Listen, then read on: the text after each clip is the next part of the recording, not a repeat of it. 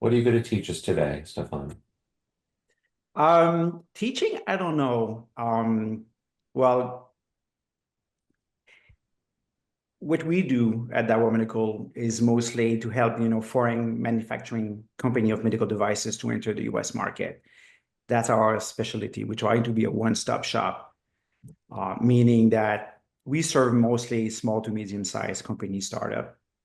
And when people come to us, they have a 510K, they're all excited. And they think that, this is going to be easy. That's where we step in, helping them with everything they need for the US. So everything post 510K or, clearance or listing or approval of their device, that's where we come in and help them with importation, distribution, warehousing, reimbursement, whatever you need under the sky. Who was your last employer that gave you the skill set you needed to go out on your own? Well, I spent 17 years in the pharma industry. That's how I started in the healthcare system in Canada. Like I said, I'm French Canadian, so I I started there working with different big corporation, sales rep, management position, touching into marketing in different field in pharma until I got fed up of big corporation, if I can say. I guess I don't fit very well in a corporate mold. I hear that. And so I decided in 2011-ish to go into the dark side of medical devices. Um, it's rare that people move from medtech to pharma, but it's pretty common that people, I think, do pharma to medtech. Anyway, that was my experience. Why do you think that is? Um, it's a good question. At that time, the reason I left pharma is because it was getting so much regulated regarding what you can do at that time with physician. Um, I'm part of the generation where in pharma you had the luxury to travel with physician in nice destination and blah blah blah. And now you cannot even bring a muffin to a clinic. So I was a little bit tired of this, of that, too restricted. And I found that in MedTech was different. It's still regulated, obviously, uh, but it's less, and you have more latitude, to interact with customer. Um, and I think a lot of in pharma rep, you very by the book what you can do. And going in medtech was easier for me. That's how I made the jump. I had at that time, a friend who had a distribution company um, in medical devices, and he was bugging me, to join. But I was in pharma with in management position with gold cage. You were stuck with nice salary, a nice car, and a stock option. It's like, you know what, but I was so tired of that corporate world, and I had enough. I needed a change at that time, and is when he came back to me another time, I said yes, I will do it. I will make the switch. Um, it was intense because I knew nothing really in med device, not that much. It's two different world, obviously. But so I just jumped in At that the time of pool the and switch, you had no medical device background when you made the switch? no, no. My That's background, awfully my risky. academic background is medical. I have a bachelor degree in medical biology, and then I have a master in experimental medicine. But I have no background in med device itself. Are you a father? Hmm? Are you a parent? Yeah. How old are your children? Oh, now, are you asking for my age, how old I No, am? no, no, I'm not. Stick with me. I have two kids. My son is 30 and my daughter is 28. So yes, I'm Okay, old enough. fair enough. But so what I'm hearing you say is that as head of household, responsible for four mouths with relatively little experience in med device, as an independent consultant, you left the relative security of pharma to go to med device. That sounds hugely risky to me. It was. It sounds Um, scary. Like, how did you do that first year? I got divorced for That's a good start, I suppose. it made things worse, obviously. No, I think sometime in your life you're at that point where it doesn't matter, I had enough. I need the change.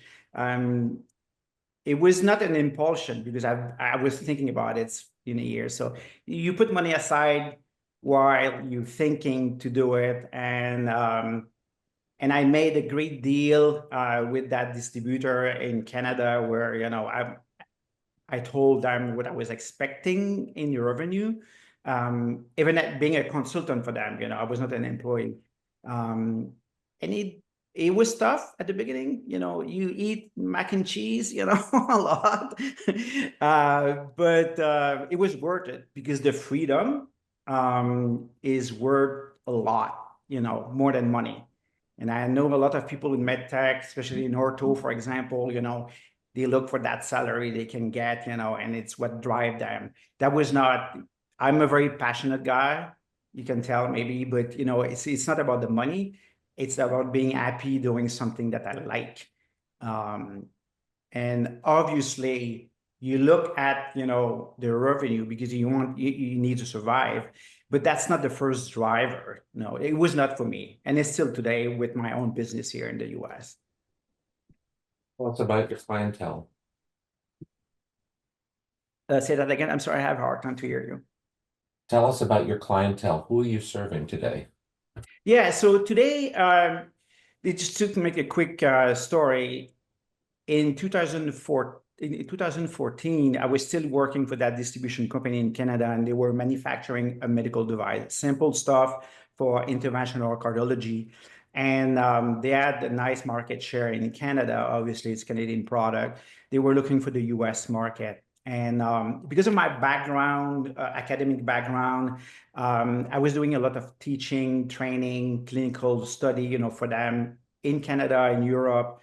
And I said, you know what? I will do my market research, and we're going to start, a process to launch this product in the US. So I moved down to Miami because at that time, cath lab were more prominent here in the East Coast, and especially in Florida. And I started to look for distribution, doing clinical trial in hospital. But we fail. I will take the blame. I fail because what happened is we thought we knew what the US market looked like, what was needed, but we were far from, having all the checklist done. And that's how I learned that, what, I'm sure we're not the only one. There's probably tons of people in the same situation. And because I was here and because the work I was doing in Canada, some manufacturing company that we were helping for Canada reached out to me and says, hey, I heard you're in the US. Can you help out? That's a little bit how it started here. I said, you know what, there's something here. And now, our target customer are small to medium size. We have some customer that they have there are 2 or 3 people in the company, startup, they put their own money into this. And I realized that a lot of time people make mistake. It's normal you don't make mistake, but it could be very costly. And the main reason is because people don't know everything they need, all the red tapes. I could be talking about reimbursement, value analysis committee. I could be talking about custom, it could be, initial importer, a lot of things that people don't realize that they need for the US that could be different compared to other countries. And as you know, we saw a shift since the last 10 years before medical device manufacturing company were looking to launch their product first in Europe. But with the new MDR, that switched, that changed. People are looking for the US first because it seems to be easier to get into. You get a 510K, you're good to go in their mind. So to answer your question, that's our customer, the one that, they don't have a US entity. They're looking for help. Sometimes they come to us for one specific service, but when we sit down with them, they realize that, whoa, we need more. And that's how we can help. Nice. Well, I don't imagine you have slides for us today. Do you want to take us through an example of someone who's recently reached you and how you're helping them make that move to the US? Yeah, so there's a lot of mistake that people make. And I will say when we been asked, what the first mistake people make is not doing their due diligence, meaning that taking the time to research. They have a 510K and they think that they're good to go. We work with a lot of consultants, in the US or outside the US that are more specialized in regulatory. So they will help the customer to get, a 510K or de novo or whatever, a PMA submission with the FDA. But after that, the consultant say, okay, you're good. We help you out. And those manufacturing companies, they feel alone because it's okay, what's next? How should I? And usually their first reaction is, we need distributor. We need to find distributor for our product.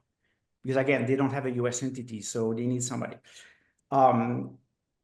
And then they start talking with some domestic distributor here, and they realize that, well, I cannot sell and ship to those products, those distributor, because they're not registered with the FDA as an importer. And that's the first thing, the first mistake that they make, is that they don't realize that here in the US, a domestic distributor, if they only buy product that's already in the US, that doesn't mean it's US product, but product that's already in the US, they don't need to tell anything to the FDA. They just buy the product and resell them, or just be a 1099, for that company.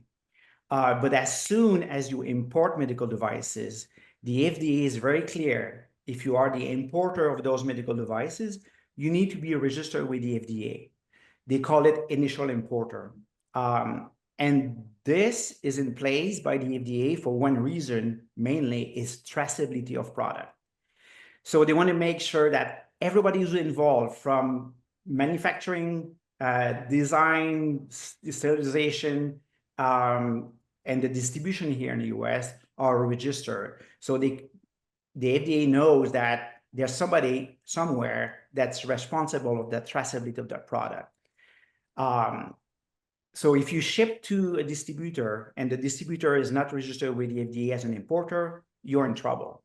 If you ship to a 3PL or to Amazon because you're shipping toothbrush, for example, well, Amazon doesn't take that responsibility. They won't, because as an initial importer, first you have to be registered.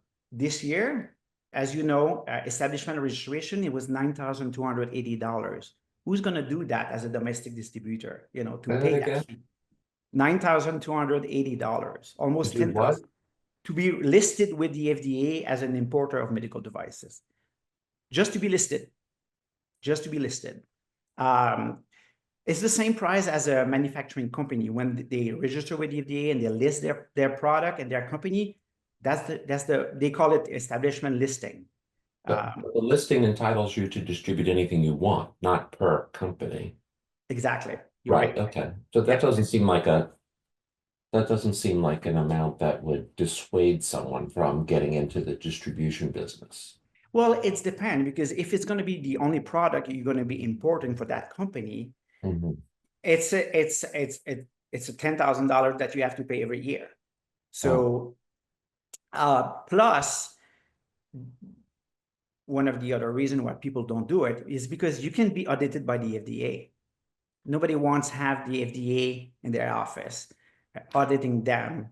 And you need a real office. As you know, a lot of 1099, for example, they don't have a real office, with it could be virtual, it could be their home, and you need staff also to do that. So for those reasons, domestic distributor, they don't want to do that. They don't want to pay that because they can buy a similar product maybe that's already here in the US. So why go through all this? And plus you have to deal with the importation process with custom. You have to register with custom, pay to get a custom bond. So, again, they don't want to do that. So the initial importer is really one of the services that we offer that we currently represent over 135, foreign manufacturing company or domestic distributor who hire us, to be their initial importer. Product doesn't have to come to us, but on paper, on the commercial invoice, we are responsible of that importation of medical devices. So are you personally a distributor? We do also distribution, but what we started to offer at the last quarter of 2024 and now in 2025 is mostly to do matchmaking between manufacturing company and potential distributor in the US, either a distributor or 1099. But that's a topic that's interesting because when we talk with foreign company, they have a hard time to understand the sales structure in the US, how it's set up.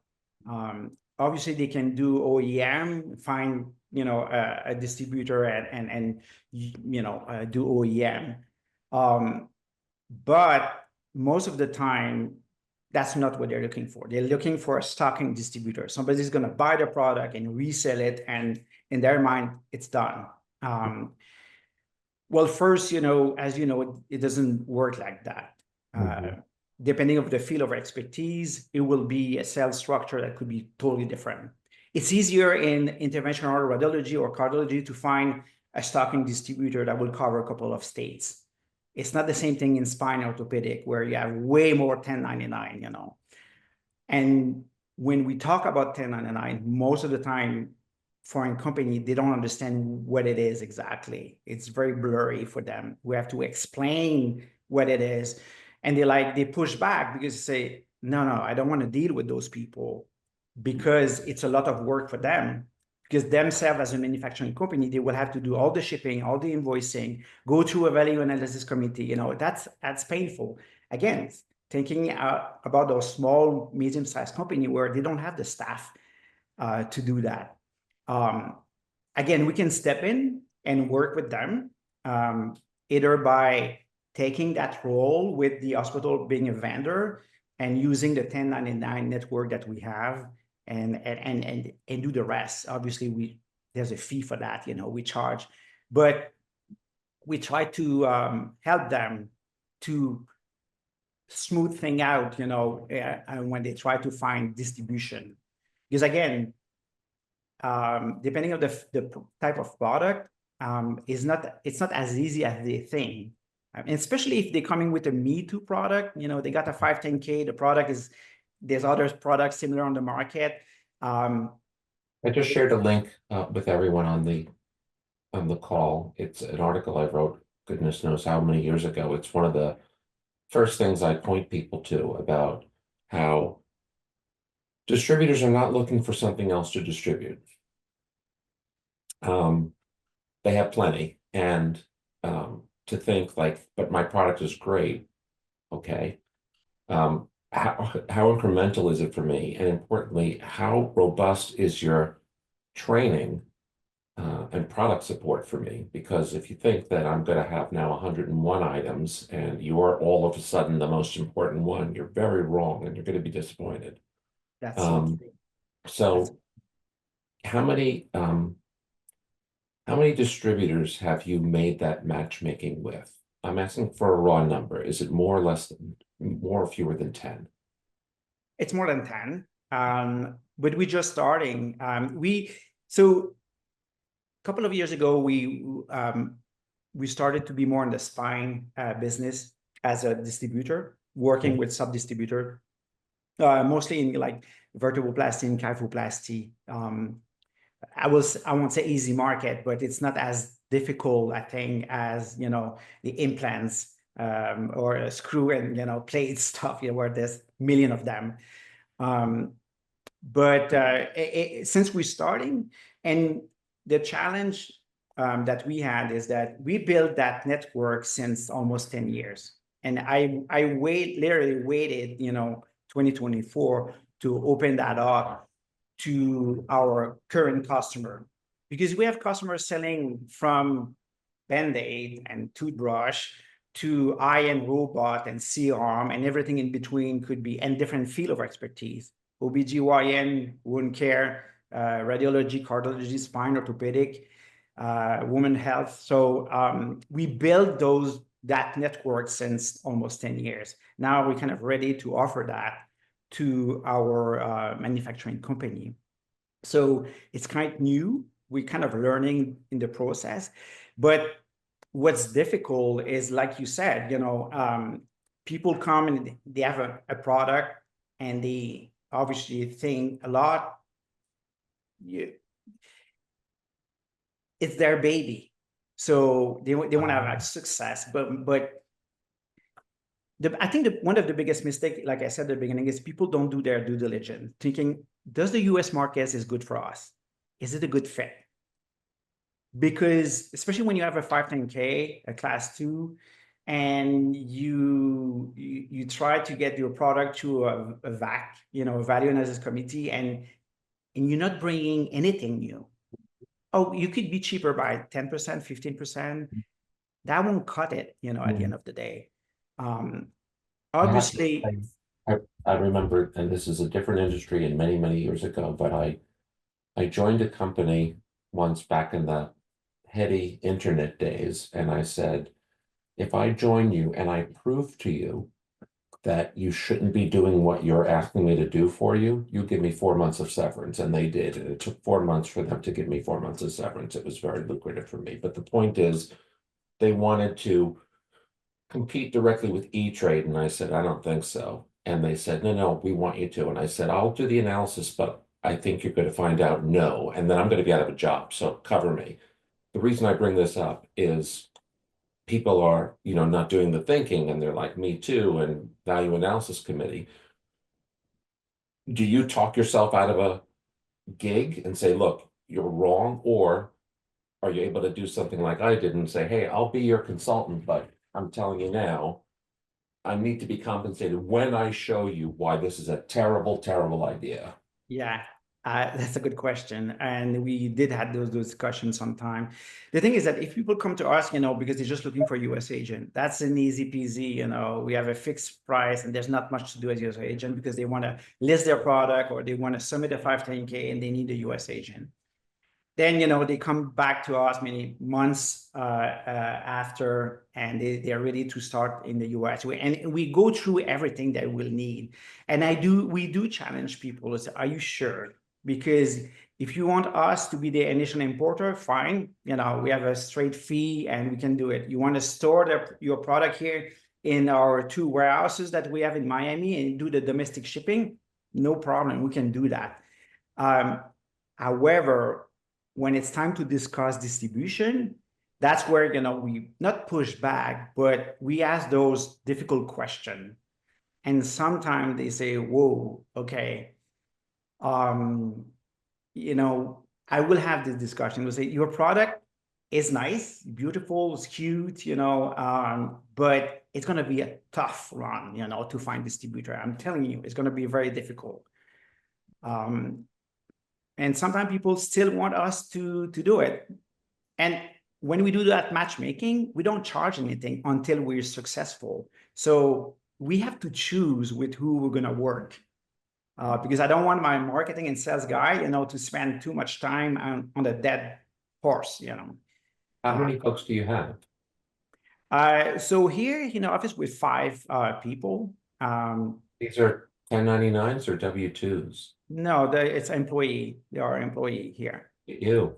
So because like the initial importer with so many customers, what we do that other initial importer they usually don't do is we help them with the shipping process, because that's an entire other process discussion. But one of the mistakes that people do, they don't think about that custom thing, and product gets stuck at custom all the time because they have nobody to help them to build a commercial invoice, for example, that's on par with custom and FDA. Because when product enter here, it's kind of a two-step process. It goes to custom first, they review the information and they clear the shipment, but FDA has to do it because it's a medical device.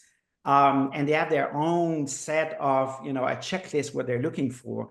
And I cannot tell you how many times a customer call us because they didn't consult us before and they have a product stuck there for weeks, and custom can decide, quickly just to return the shipment. So it's very expensive for them when they don't plan in advance. And we're not involved in advance also. I haven't, in the years I've been doing this, I can't recall a time when I've read a piece or consumed some content that had to do specifically with hangups at importation. Have you done anything like that? Do you have something to share with us or somewhere you can point us? I think I don't have anything on writing, but from our own experience since 10 years, actually what we You did, might publish something. maybe I should, Maybe. maybe I should, but what we did, we have standard procedure, obviously, for everything that we do. That's another question we get sometimes from foreign company, do you have ISO certification? No, there's not ISO certification for what we do. That doesn't exist. We do have standard procedure, obviously. We have a consultant that we work with to establish those. And one of the things that we put in there is a checklist regarding custom. Because I'm telling you, every week there's shipment stock at custom, and it's going to increase because I don't want to get into detail, but what's going on right now with the new government imposing these new tariff and eliminating, it's going to be chaos at custom. Make that connection. It's going to be chaos. So yeah. Now, I mean, I'm intrigued by that, but the tariff just means it's going to cost you more, but should that also change the dynamic of what has to happen? Yes, you have to pay more, get it, your fees went up, but the process itself isn't changing, is it, as far as you know? The process won't change. It's going to take longer also. Why? Because there are fewer let's say, people? take an example. Before, every shipment that was under $800 was going under the radar. Custom, they were not looking in it. You didn't need a formal entry, with custom. So everything that was under $800 from China or whatever country, e-commerce thing. The 800 won't change, but more people will be over the 800 mark. Yeah. So now custom will have to look at everything that's coming in the US. 800 or not? Yeah. From $1 somewhere. Yeah, it's published. It's the From the government in the last month they published this. Yeah. Where did you read this? Where do you look? Actually, it's on my link, and I post something on this. I can send it to you. So what's your source? What first our custom broker, but that's coming directly from the government. They published that. They said that's they want to do, they want to, because I'm sorry, I missed the point that you just made, like that Joe was like, oh, I didn't know that. I didn't catch the. I was we were talking about the impact of tariffs. I said, I get it, it's more expensive, but should that change the import process and being stuck at customs? And first, Stéphan said, well, back in the day, $800 was the mark. And I said, oh, I guess things that were 700 are now, 810, and they're going to get caught. And he said, no, now forget about the 800. Now it's down to 0. Everything has to be. And I said, what's your source for that? Okay. Captured it, Stéphan? Yeah. So I'm trying to see on my link and when I publish that. Yeah. But essentially, Yeah, everything that's that 800 rule, dollars rule is not supposedly, but we need to be careful here because the government right now is flip-flopping every day with those tariff things. So we're still not sure how it's going to go, and the implementation will take a long time. Even that 25% from Canada and Mexico and the adding 10% in China, that's increase the job at the custom broker, third-party custom broker, or the custom broker at FedEx, or DHL, or UPS or USPS. They're gonna have more work to do. More work means longer time for product to be processed at the border. And it's not about visual inspection because that's not what they do. It's all paperwork. It's very rare that the FDA, for example, will do a physical visual inspection of product. It happens. But those new rules will just increase the length. That's what we think. We're going to increase the length at the border. It's going to take more time to process those shipments. I want to make sure I understand. If we import something that costs or would sell here for $1 from China, from Japan, and from Mexico, the new prices are $1.25, $1.25, and $1.10. Like it's cheaper now to sell from China than it would be from Canada and Mexico for the same dollar log product. Am I understanding it properly? Well, obviously, I'm not sure if custom and custom brokers will look at those value. I don't know. We're not a custom my broker. question is our government, if you want to use the word penalizing, putting a higher tariff on our neighbors' products than from China? That just seems counterintuitive to me. Well, Interrupting. I don't want to get into politics. No, I'm not trying to get in the weeds of politics. I'm just, am I understanding the numbers correctly? Yes. So the danger there is that obviously right now, the US cannot manufacture everything by themselves. And even, the big Stryker and Medtronic of this world, even if they manufacture in the US, it's not 100% of everything Right, they that still goes have raw into materials. that device that's from the US. Right. So at one point, it will influence the end price, because they have to add that, they're not gonna all absorb that tariff. How it's gonna go, I don't know. But it will have an impact for sure. Is anyone on the call up on this? I'm somewhat up on it. As you probably know, we're a distributor. We import product mostly from Europe. Been in business going on 20 years. And we do similar to what Stéphan's saying, that he sets up other companies to do. We've been doing that. We don't do medical devices. We do manufacturing processing equipment. And so we have our customs bond, and we use a variety of different logistics companies to bring product in and stuff like that. But it's large capital equipment.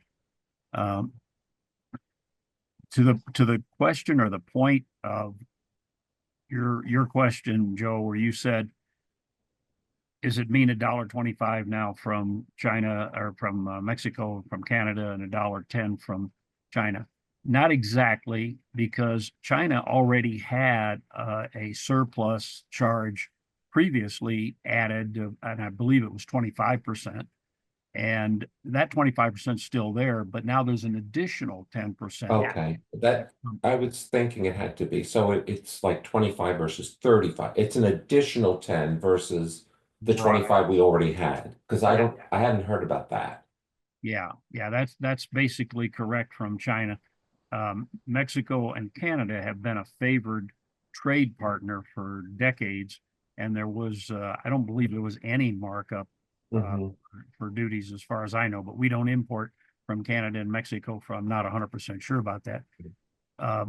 So I think this is the whole idea is it's new because Trump has got a policy now saying we want to do this. But I agree with Stéphan that none of these things happen overnight. The government doesn't move that fast, as we all know. And so the reality of it is they'll vacillate back and forth many times Mhm. before they finally settle down and have a hard number. But it will impact the cost of goods that are imported. And for us, on a different note, our newest invention, the dog feeding system, we talked about it a little bit. All of our parts actually for that, all the components come from China. So that's our only real exposure into the China market in that respect. Mhm. Basically, what Stéphan's saying is all dead on the target. It's just a matter of, some fine tuning there. Right. March 4th, looms And large. Oh, Sway, I'm glad you joined. Now, you're based in Chicago, and all of your work is based in Mexico. Can you tell us Yeah. your understanding? Your firm must be all over this. Yeah, well, 90% of medical devices that are manufactured in Mexico end up in the US. So most of these devices are done by multinationals like Medtronic, Baxter, etc. So it's definitely a topic that we're seeing in Mexico, how one of the biggest associations for medical devices that hosts 40 manufacturers are talking about how the possible impact is going to be with their business, right? But also these are companies that are in Mexico for the long term. So as we saw in last term of Trump, I think this term they're also trying to wait it out because they've done a lot of investments in the country. And also right now there's Mexican officials in Washington trying to negotiate better tariffs, right? So there's still hope in terms of the 25%, but at the end, everything's going to go and pass by to consumers, no, unfortunately. What we saw during the pandemic and after the pandemic was a nearshoring effect in Mexico, that there were Asian companies coming to Mexico, trying to settle in Mexico, and then have that gateway to the US. So that's also what the US is trying to stop with this 25% tariff. It's also a barrier for not Mexican companies or US companies, more for Chinese companies, I believe. Okay, that's interesting. You're saying that part of the government's rationale is we're on to you, other countries who are nearshoring to Mexico as a way to get around things? Yeah, that's what was happening. And I think Asian companies saw that as an opportunity to set shop in Mexico and then export. It's only 25 versus 35. Export. Well, also the logistics expenses raised a lot during COVID, during the pandemic. So they're anticipating some of those logistical costs as well, being closer to one of the biggest markets in the world, or the biggest market in the world. Yeah, so it's pretty interesting. I do have a question for Stéphan that's aside from logistics. Stéphan, I think we met once before. Good to see you again. Regarding the initial importer, are you responsible for post-market surveillance as well? So what we are responsible, and that's by FDA definition, is traceability of product and reportability of events. So, customer complaint, adverse event, recall. That's mainly our responsibility regarding that role. Mm-hmm. And do you, as the product gets distributed by sub-distributors, how do you manage that traceability? So we require that every quarter, the manufacturing company through the distributor send us the information where the product are. Most of the time, if they ship, for example, to us in our warehouse, it's easy for us to do the traceability because then we ship out to the final buyer. Or if they ship directly to an hospital, for example, then it's easy to do the traceability. Because what we require also from the manufacturing company is, doesn't matter to who they ship the product, we need to review the commercial invoice first. There's two reasons for that. First, we log everything. So we know everything is in the US at least. And also we can help them, regarding the commercial invoice to say, no, you're missing the listing number. No, you're missing the 510K number. There's this. So we do that for every shipment that's entering the US. Okay, thank you. But Joe, just to go back to your question earlier regarding the tariff, is that since many years, there's no tariff on medical devices, except China, for example. But there's no taxes on medical devices. Doesn't matter from where it's coming from. So that 25% it will be totally new. That was not there before. So for many years, people were used not to pay taxes. There's still duty to get paid, but that's something else. That's not high, amount. But the taxes, that's what you have a huge impact, and it's totally new for everybody. This must be something that is like among your customers, the question that you've been talking about since January. Like, this is the conversation. And we have a hard time to get a straight answer because they're flip-flopping every day. Our customer broker, she sent us, almost a weekly basis information about what has been published by the government, what's being said. But the week after it changed, it was supposed to be as soon as the new government was there. Then it was, February, then it's March, then it's April. We don't know.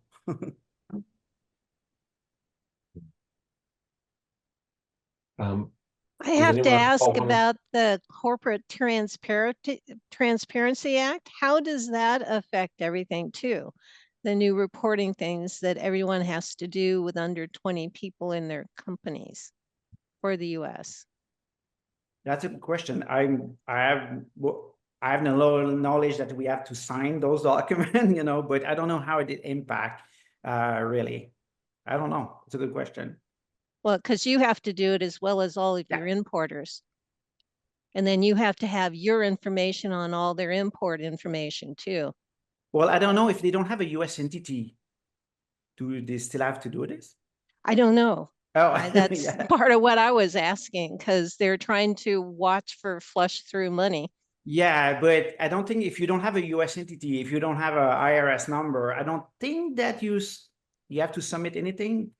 Again, because 95% of our customer, they don't have a US entity, so I don't think they. But you have to do it for them.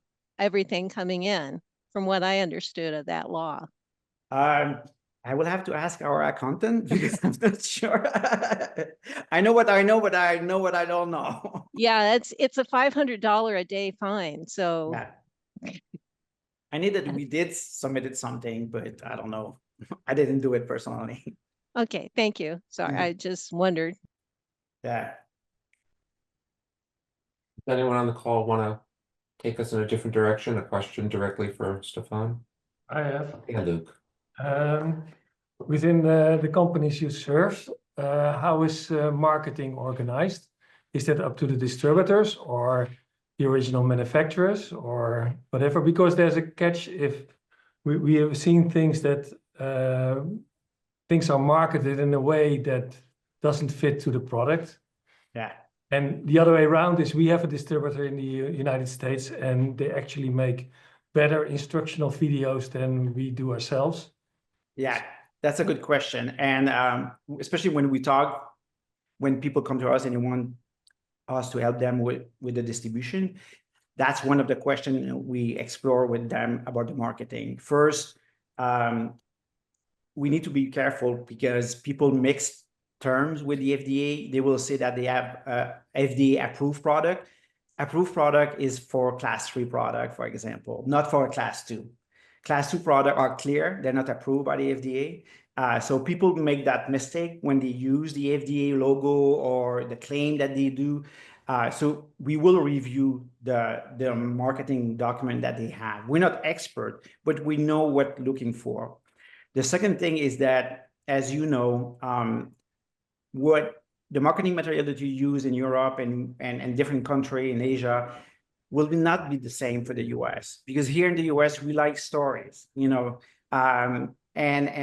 so a lot of time we look at that material, we say, you know what, I don't think it will fit the US market.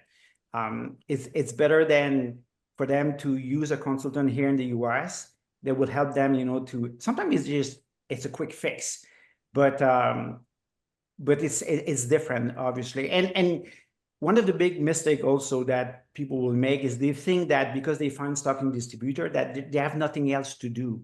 This is not true. You still need to be there. fueling the distributor with marketing material, helping them. I don't think you should rely on the distributor to do it for you. That doesn't work. You need to pay money to be here in the US, to train people, to go to convention. It won't just happen like this. You cannot let that in the hands of the distributor. You still need to have an overview anyway, because that could be dangerous if you let the distributor do it the way they think it should be done. I totally agree with you. Yeah, we saw a big mistake happen in the past regarding this. But there's a lot of pitfall. That's why, when they come to us, we talk about reimbursement. People don't understand a CPT code. They don't know what it is. They don't know about, sometimes it's just market research, to do a good market research, a good market analysis, to talk about value analysis committee. What's the difference between a distributor, a stocking distributor, and 1099? The insurance. You will be surprised how many manufacturing companies try to enter the US without an insurance, a product liability insurance specific for the US market. When I say specific, mean that you could have a worldwide, insurance for product liability, but a lot of hospitals, they don't like that. They want to see that it's include the US to make sure that they're covered. Do we need $1, $2, $5, $10 million? It depends. But a lot of time people forget that part, and they say, well, we're going to get a product insurance liability when we're going to start selling. Well, that doesn't work that way, because an hospital will require to see your policy before buying your product. So it's the reverse. You need to get that insurance before starting to sell in the US. So there's a lot of pitfall that people forget to look at, and we can help them asking those questions with them. This is among the more international calls we've had in a while. I'm going to count you as French Canadian, but we have Toronto, and we have the Netherlands, and we have Finland, and we have the UK. And Josue, come on, you're kind of like Mexico. So you really attract a worldwide audience today. I think that's quite a statement, young man. Thank you. Well, that's, like I said, that's 95% of our customer are foreign company. Name a country outside of Russia. And yeah, we have customer in Ukraine, actually. You want to come online? You want to show your face and talk to him about your business in Ukraine? Here's my buddy Jorg. Oh, how are you? Good. Sorry, I still haven't gotten up.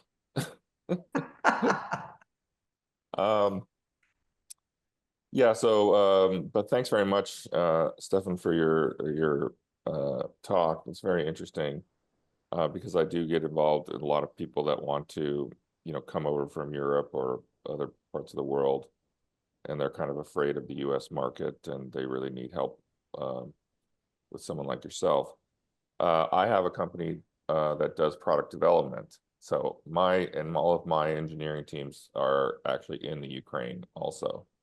So Ukraine is quite active, unless you're in the particular war zone, which we're not, and business is still going on there. And it kind of makes sense. These people need to work. They have their livelihoods and so on. So yeah, that's my Ukraine connection.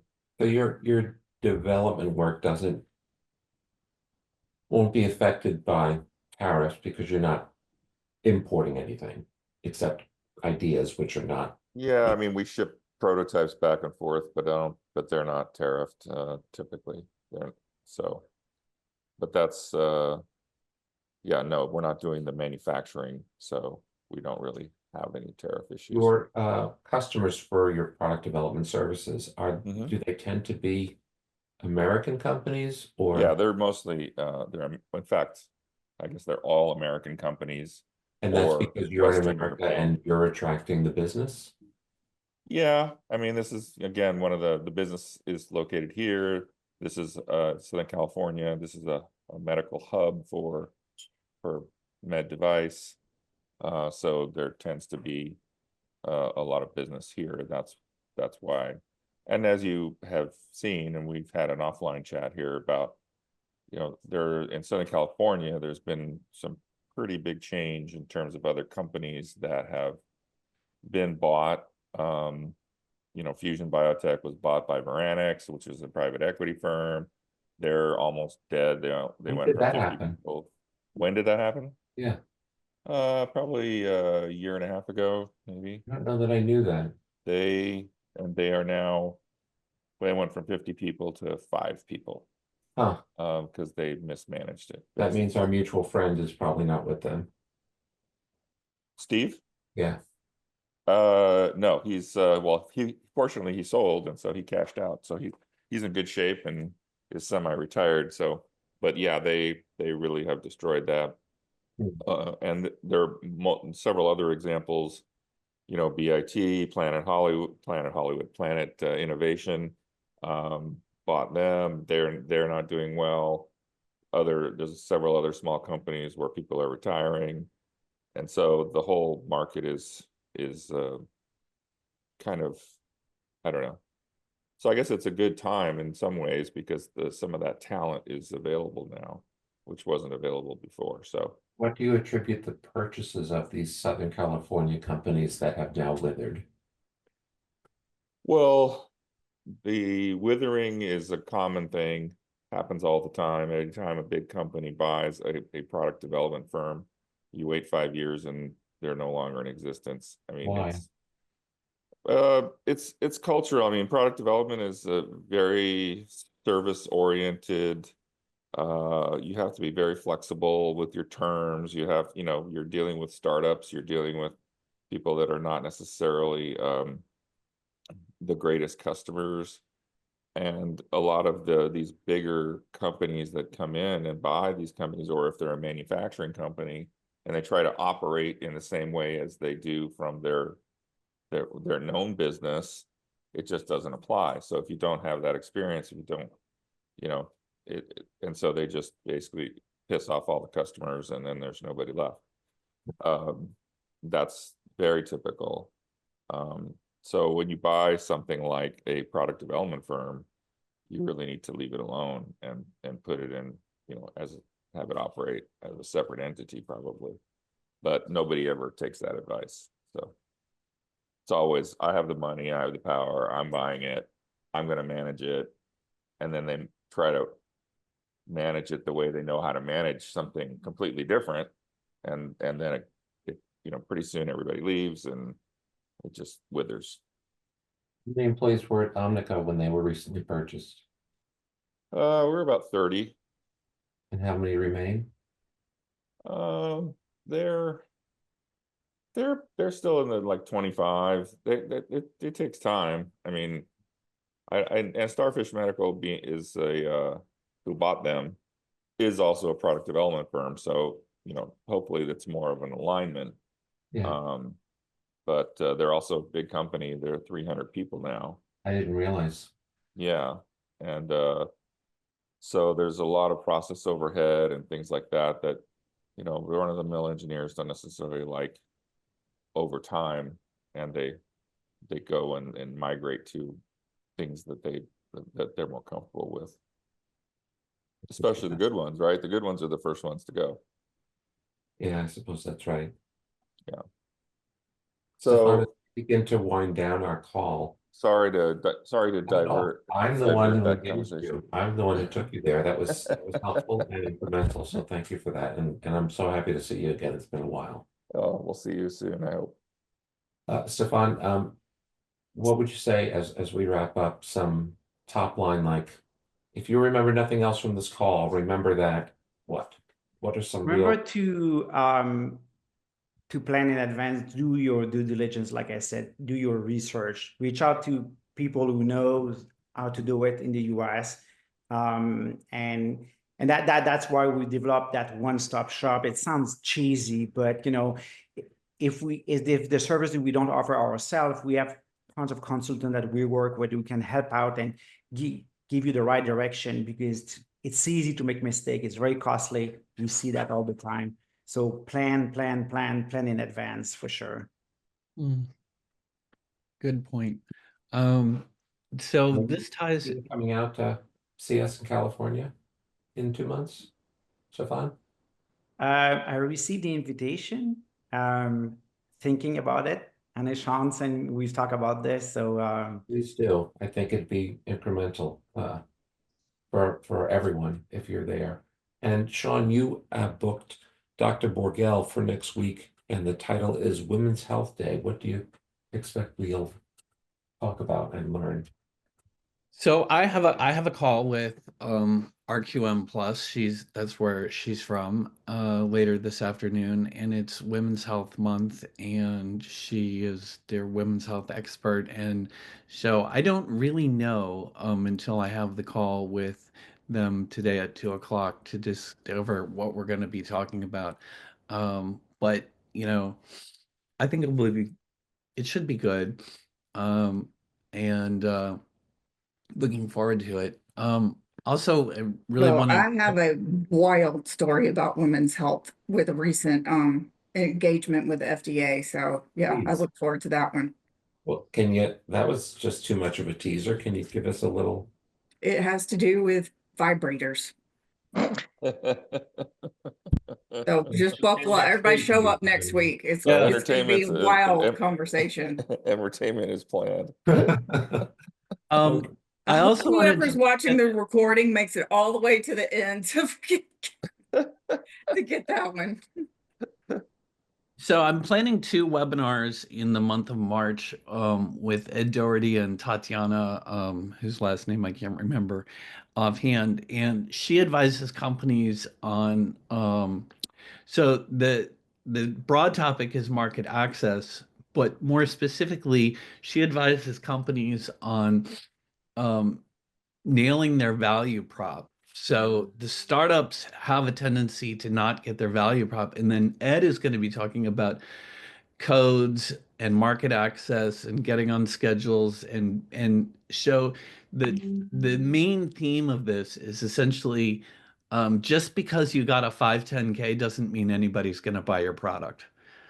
And so this is like, how do you position your product in such a way that, it's disruptive, but not too disruptive, is going to get bought, is going to get coded properly, is going to get on the schedules, and this is actually a 2-part series because there's so much in this, but it ties in directly to what Stéphan was talking about today, which is, yeah, just because you have a 510K doesn't mean anybody in the US is going to buy your product. And that there are a lot of steps around distribution and Oh, importation. yeah. I tell customers all the time, it's like, look, I do product development, right? So I'm on the front end of the process. So it's always, and I hate to tell them, but like, this is actually the easy part. The hard part is the commercialization. I mean, if you're really gonna try to commercialize it yourself, it's more expensive and more difficult than doing the development and getting the 510K in the first place. so true. Yeah. Yeah. And it's a tough discussion to have with customer because, obviously they have this great ID and, that it could be a very great product, but there's a huge difference between the 510. When your product is so innovative, they don't realize that there's no reimbursement in the US for that. And that's going to be a long process. And Shauna, I guess she's going to cover that because, that's people are like, what? I have to wait 3-5 years, maybe, and spend money to do clinical study in a ribbing? What? So, yeah. Great talk. It's going to be a great talk for sure. Well, join us, I hope. Yeah. There's so much interesting stuff. I think of the 510K as the first hurdle. Well, not even the first hurdle, but one of the early hurdles in the process. You are more, by the time you get to 510K, you should be close, you should be 70%, like already have planned all those first things. Like there's so much stuff before the 510K. So much, most of it. Or at least understanding what you're going to go through. Because obviously, when a customer comes to us and they have FDA pending, it's not worth it to talk with distributor. They won't say, well, come to me when they get their 510K, because what the hell, you know? So, but at least you're right. Knowing what you're gonna have to go through and prepare for it, for sure.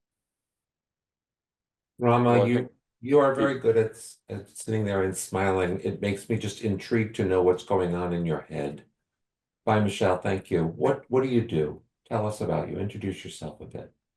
I mean, I'm relatively new to the MedTech space compared to everyone else that's on the call. I've only been in MedTech for the past 8 years, but I'm working as a consultant. Yeah, I'm working with several companies, doing a little bit of everything actually.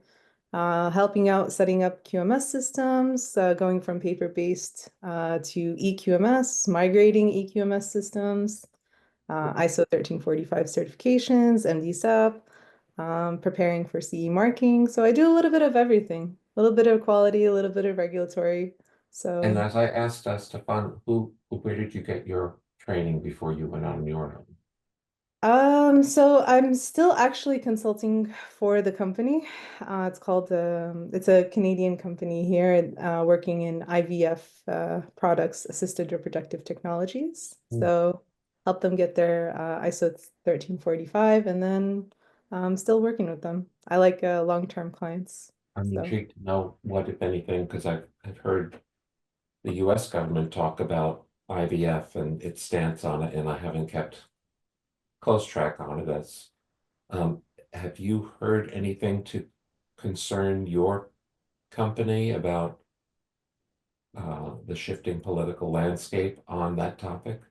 I mean, there's always a shift. Every administration, there's new things that are being implemented, but largely, you know, for lower classification medical devices, it's pretty consistent. It's an established industry expectation, especially now.